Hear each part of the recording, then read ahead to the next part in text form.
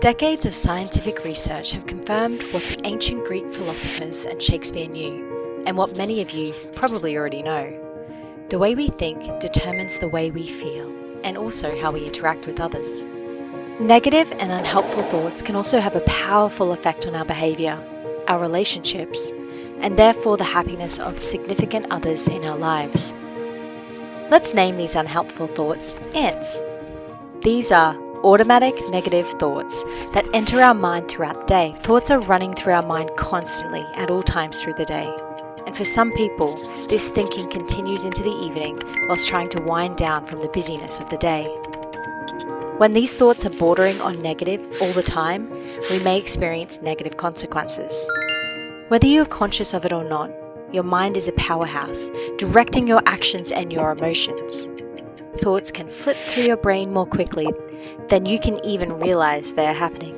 For instance, if you have always feared exams, as soon as an exam is mentioned in class, negative thoughts pop up. You might think, "Oh no, I can't, this is terrible, awful, horrible," without consciously saying to yourself, "Oh, I just heard the word exam. I'm always fearful of exams, I'm going to be fearful now." It flits through your mind and your body reacts quickly to that thought. Although many of our thoughts are unconsciously occurring, they still drive our lives. Therefore, if we want to develop a more optimistic outlook, the first step is to identify what we are thinking. We call this skill thought catching. Thought catching can be more difficult than you believe. Most people can easily identify what they did or said, but they may have difficulty catching their thoughts.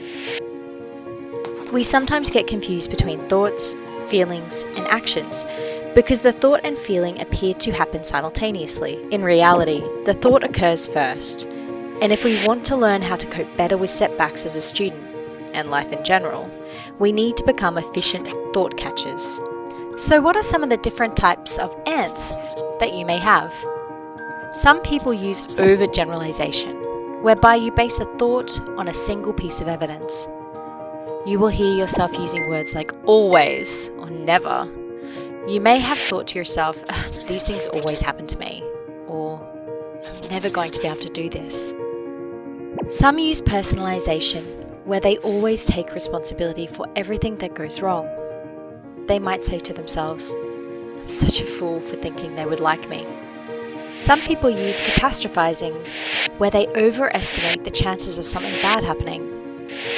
Have you ever heard yourself say, "I didn't do well in this assignment, I'm going to fail the whole unit"? Some people can even tell the future by using fortune-telling error thinking. They anticipate a negative outcome based on their past experience and think of it as fact. They think bad things like, "I couldn't do maths at school, so I'll never be able to pass this accounting unit because it's all math." These are only a few of the different thinking errors that we do, but we don't need to accept these as fact or as something that we cannot change. Once you have uncovered an ANT, you need to try and correct it. The first step towards eliminating, or at least minimizing ANTs, is to become more aware of them. Here are 2 activities that will help you catch those ANTs. Firstly, write down your ANTs, as this will also help increase your awareness. Find a small notebook or a journal and begin to note the ANTs that you hear yourself thinking. Each time you experience a stressful or difficult situation, or are feeling rather negative, try to write down whatever thoughts are going through your mind at the time. It is best to do this as soon as you identify the ANT. The second strategy is to get an elastic band and put it on your wrist. You have to be on the lookout for ANTs, and when you hear an automatic negative thought, flick the elastic band on your wrist. Ouch! That might sting a little bit, but this will help you catch those thoughts. You might like to enlist the support of others, because some of you will also be so used to ANTs that they may crawl up on you without you even noticing. You could even get others involved in this. Give them a band each, and similarly, if you notice someone else with an ANT, reach over and flick their elastic band. A team approach may be the best defense, especially in the beginning. To correct your ANTs, you need to replace them with optimistic thoughts. Let's call these pots, because we're going to be planting optimistic thoughts instead. POTS involves challenging what you are thinking by questioning yourself in the same way as a friend might when they disagree with you. It's not done by putting yourself down or calling yourself names, but by suggesting an opposing argument to yourself. We also call this disputing, which is arguing with yourself by conducting an internal dialogue. It can be likened to giving evidence in a court of law, with the brain being the judge, as it calls on the positive and negative thoughts to state their cases. You can do this by firstly asking questions to yourself. What's the evidence for and against my thought? Am I focusing on the negatives and ignoring other information? Am I jumping to conclusions without looking at all the facts? Are there any other possible explanations?